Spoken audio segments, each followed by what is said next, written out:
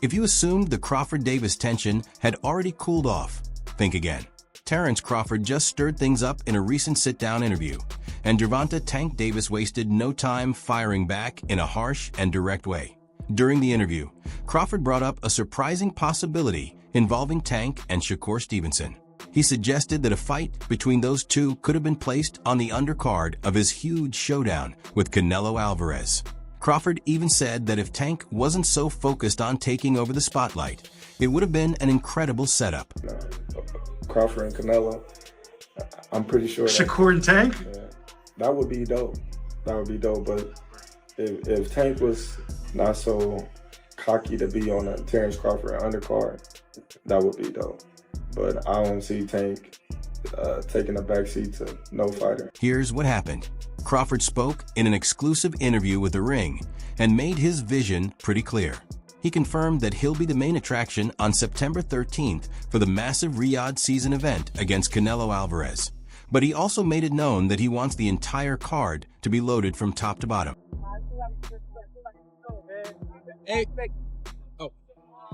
Hey, buddy Shakur, just one question. How did Keyshawn look, man?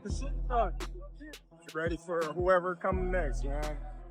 That boy ready. He been ready, actually. You know what I mean? It's just given the opportunity. That's all it is. You got two little brothers that is closing on Tank. You know, one of them gonna get him. One of them gonna get him. Yeah. It's gonna be a great night of boxing when they do. Crawford then explained exactly how he saw it. He said it would have been a great look if Tank were willing to fight on the undercard of a Terence Crawford event, instead of being too proud to take that spot. The comment was clearly aimed at Tank, but Crawford didn't stop there. He went on to praise both Shakur Stevenson and Keyshawn Davis, saying those are the two fighters he rates above the rest in that division. He would never even think about to come up to 154. What about 47 though? Yes, if he get to pick his opponent. But Tank would never come from 35 to 54. Y'all got into it on social media around that time. Is that just you being competitive, like when that happens? Or is it like... I just really don't like that dude. You know? Why though? Cause I just don't like him. Like, I really don't like him. That's like just not your cup of tea. That's just not your... Yeah, I don't like nothing about him. I just felt like, you know, he just one of these little arrogant little dudes that's using what he got to shield him. He got a lot of security guards around him, and he in the limelight and stuff like that. But in certain situations, he wouldn't be acting like that. Do you like him as a fighter though? Yeah, he's a damn good fighter. Yeah. But like his core personality and his ways. But the idea of Tank fighting on someone else's undercard was always going to be a hard sell. The moment that interview came out, it instantly reignited the tension between Tank and Bud, adding even more heat to a rivalry that has been lingering since 2023, when Tank took shots at Bud's wife and openly sided with Errol Spence. I told y'all who I want to fight. I can't keep saying the same thing. I already told y'all who I want to fight. The best versus the best. That should be my next fight. I told y'all I'm a dog. I'm a top level, elite level fighter. So let's make boxing great again. Let's put the best fighters in the ring with each other, and let's see who come out victorious. Now Crawford's point was essentially this. He wants to do right by the sport and give Shakur Stevenson the kind of platform a fighter like him deserves, while Tank is the type who would still want the spotlight centered on himself. That remark quickly sparked conversation everywhere. Boxing media picked it up, fans started debating it, and people across the sport were all waiting to see how Tank would answer back. When people, what I got from that is he's a hater. You don't know me as a person. Let's say you don't like me. You don't know me. You feel me? And I don't give a fuck. If everybody, including Will, win. Fuck. Same question for you. You're a proud father. And Tank didn't stay quiet for long. Gervonta jumped on social media almost immediately and responded without hesitation. His post was brief, direct, and packed with the kind of attitude people have come to expect from him, that he made it clear that he doesn't take a back seat to anyone. Tank also challenged Crawford's position, basically asking who he thinks he is to decide how a card should be put together. Gervonta Davis speaking about you. Is that ever a possible fight? Yeah, if he want to dare to be great, he can be like all the other fighters that moving up 2 weight classes and, daring to be great. You would fight him? Man, tell him to come up there. He got to come to win 54. He said I got a glass chin. So tell him to come and touch it. Wow, man. Gervonta said you got a glass. He said I got a glass chin. Tell him to come and touch it. At 147? At 147. I'll make 147 for him. Ooh, see? Oh, man. You're going to have a pre-count. Then what the people going to say? Oh, he's beating up on little guys. What stood out about Tank's response was that he didn't rely on confidence alone. He leaned on his track record too. He made sure people remembered his unbeaten status and the kind of one-punch knockout power that has defined his reputation, while Bud was out here talking about where he should be placed on a fight card. From there, the boxing world lit up. Clips of Tank's reaction spread all over TikTok, Instagram, and X, and fans immediately started pushing one idea. If Tank and Shakur ever do fight, it should be the main event. Who have Shakur? What have Shakur done? What have he done in the sport? He haven't done nothing. The young one is looking more better than him. Who that? The Keyshawn. Keyshawn looking way more better than this. I keep screaming his name. He haven't done nothing. Keyshawn haven't even done nothing. So what do you say to those who Y'all might keep be saying afraid? his name for? So what do you say to those who might be saying that, Tank is afraid of Shakur? Afraid of what? Afraid of what? Us fighters, if we're afraid of somebody, it gotta be somebody hitting us and hurting us. Like, he don't have no offense. Everything is defense. Defense only win in basketball and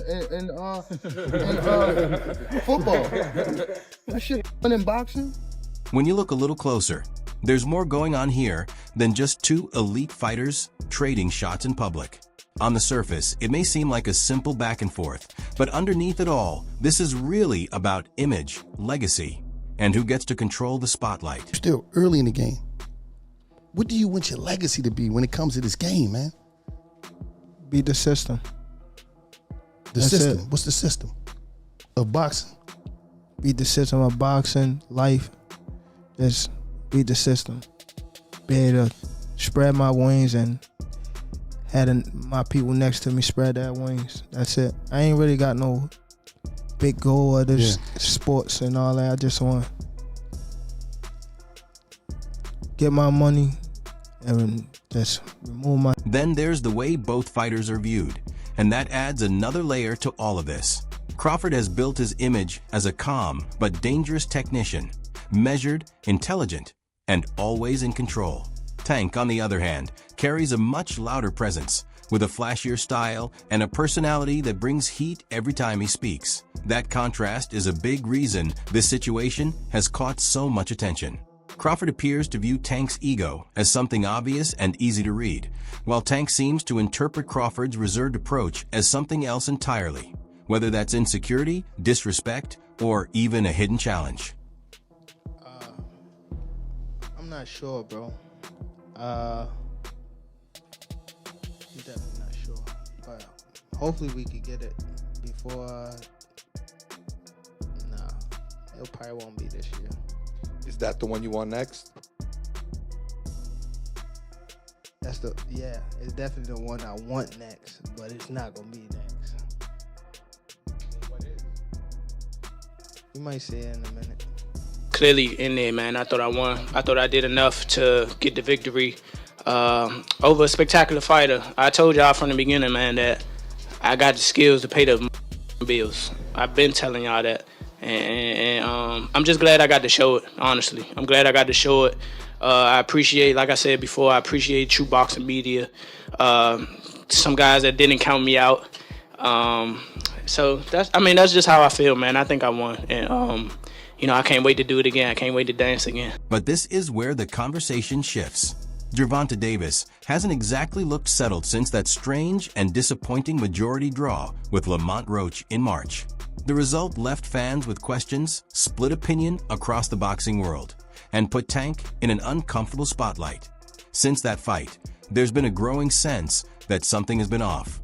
The sharpness, the urgency, the intensity, and the focus that people usually associate with Tank haven't seemed quite the same. Davis just posted that he would beat the brakes off of you if you guys fight. I mean, I'll be down. Let's run it. Like, I'll be super, super down. Gervonta needs Jake Paul. Let's be clear, right? Is there a height limit in boxing? And instead of pushing to settle unfinished business, Tank has now been linked to calling out Jake Paul.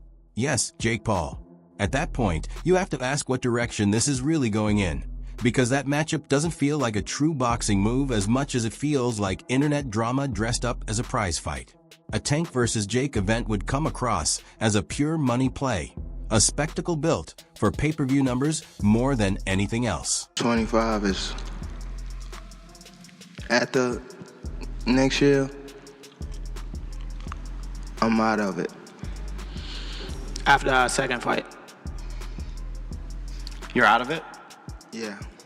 Care to elaborate on that? Out of the sport. After our second fight. Nah, no, I'm gonna win, bro. Nah, I could tell you my fight. At this point, it's starting to look like the focus isn't on chasing greatness anymore. It's on chasing money and attention. And while that kind of approach has always been part of Jake Paul's lane, seeing Tank move in that same direction feels very different. That's what makes it so disappointing, especially for a fighter who once looked like he could become one of boxing's next true generational stars. Tank is hung him up, shoes off, get the bag, put a plaque up, he done. Tank is done. When you say done, you mean like not fighting anymore? Tank is checked out mentally. Tank is gone mentally.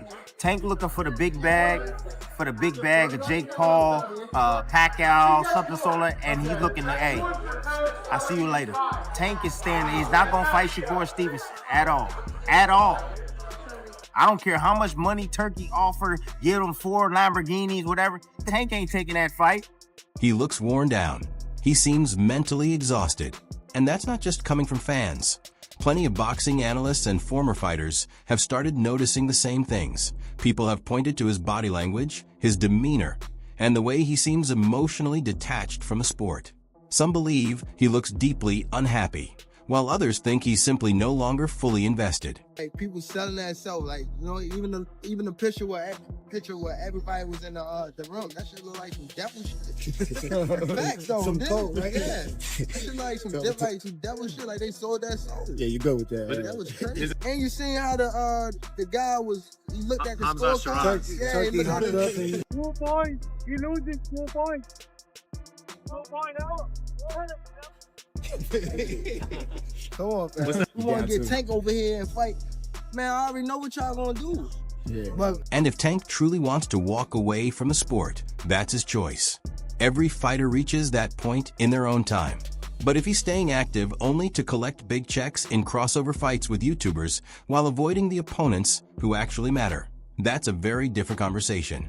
That version of Tank isn't the one people were sold on. Boxing deserves more than that. The fans deserve more than that. And in many ways, Tank deserves more than that too. And when you step back, this whole situation says something bigger than just a personal feud. Crawford, do you think can bridge the weight gap, or like with you, what did bridge the weight gap? Because a lot of people are just saying, hey, Canelo's just too big for someone like Terence. I mean, that's true, but you know what? There's always a way. Put it that, there's always a way. There's always a way to win. So from a storytelling and promotional standpoint, a Crawford-led event that also features a Stevenson versus Tank matchup does make sense. It would place 2 highly skilled and stylistically compelling lightweights on a massive stage, which is exactly the kind of setup promoters look for when building a major card. The problem is that Tank's image has been built around being the headline act. And once a fighter sees himself as the main attraction, the question becomes simple. If he's not the one leading the event, does he even see value in taking part? As I said last week, I hate Tom and Jerry's kinds of boxing. We will not have him anymore. This is the first thing. The second, we will have in this fight and the next fight bonus for KO. I don't want to force to be having ring 12 by 12 or something like that. And when Crawford labels Tank as cocky, it really highlights the push and pull between ego and the sport itself. But this is also where the story gets even bigger, because Crawford's showdown with Canelo isn't just another major fight card. Let's go back to the beginning of last year, my Tank Davis, fresh out of jail. Yeah. Throwing hands in Frank Martin's face. I'm gonna break you up. I'm telling you. Like, yeah, man, 7 more fights. Got the internet excited when you say, yo, 6, 7 more fights and I'm naming names. Shakur Stevenson. Yeah. Ryan Garcia. Yeah. Devin Haney. Yeah. Floyd Mayweather. Yeah. Then he got to beefing with Turkey. David, he said to me, send to me 2 Ferrari to play in Saudi Arabia. You don't play boxing. We will send to you 2 gloves if you want to play in Saudi Arabia. That's it. I ain't gotta go over there. Right. What they making over there, I'm making here. All of a sudden, all the fighters he need to make big fights don't want to fight. He was very close to fighting Lomachenko, and then Lomachenko pulled out. Shakur didn't want to do a 1-fight deal to fight Tank. You said who? Tank. I'm dangerous. Who that? And by the end of the year, he ain't getting no fights and he's fighting Lamont Roach. After next year, I'm out of. He's been spending heavily to bring major stars together under the Riyadh season banner. And there's no question his involvement has changed the direction of the sport in a major way. But the way he operates hasn't been embraced by everyone. And Gervonta Davis is one of the names that hasn't exactly been on board with it. We saw Gervonta Davis a couple of days ago say on Twitter that now he wants to maybe work with you. I don't have a problem with him or any fighters. Yeah. If he respects what we are doing to the boxing, I don't have any problem. And if he want the green light from Heyman, we work with Heyman now. Correct. In each card, we have 1 or 2 fights with Heyman. It depends about him if he want to enjoy the fast train for the glory. You know where he can search. Yeah. And of course, I like and I respect the loyalty for his partner Heyman. Of course, this is something make him, in my eyes, big, and I respect it because the loyalty is important in the life. And he's good fighter. He's good fighter, but he need to understand that what we are doing is important for boxing. We work with who respect us, and we have a tough fight. We don't have. Tank has made it pretty obvious that he's not aligned with Turki Alashika's vision for boxing. He's voiced that stance publicly, hinted at it behind the scenes, and reinforced it through social media more than once. 3 fights. You know the last 2 fights you want to go out on? Yeah, The last fight? The last fight you want to go out on. Like, who? Do you have anybody in mind?